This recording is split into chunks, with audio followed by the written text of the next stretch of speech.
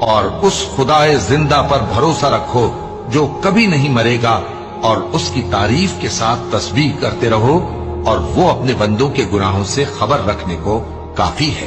وہی جس نے آسمانوں اور زمین کو اور جو کچھ ان دونوں کے درمیان ہے 6 دن میں پیدا کیا، پھر عرش پر جلوہ افروز ہوا۔ وہ جو رحمان یعنی بڑا مہربان ہے، تو اس کا حال کسی باخبر سے دریافت کر لو۔ اور جب ان کفار سے کہا جاتا ہے کہ رحمان کو سجدہ کرو، تو کہتے ہیں اور رحمان کیا ہوتا ہے؟ کیا جس کے لیے تم ہم سے کہتے ہو ہم اس کے آگے سجدہ کریں؟ اور وہ اس بات سے اور بدکتے ہیں۔ بڑی برکت والا ہے وہ جس نے آسمان میں برج بنائے اور ان میں آفتاب کا نہایت روشن چراغ اور چمکتا ہوا چاند بھی بنایا، اور وہی تو ہے جس نے رات اور دن کو ایک دوسرے کے پیچھے آنے جانے والا بنایا۔ یہ باتیں اس شخص کے لیے جو غور کرنا چاہے یا شکر گزاری کا ارادہ کرے، سوچنے اور سمجھنے کی ہیں۔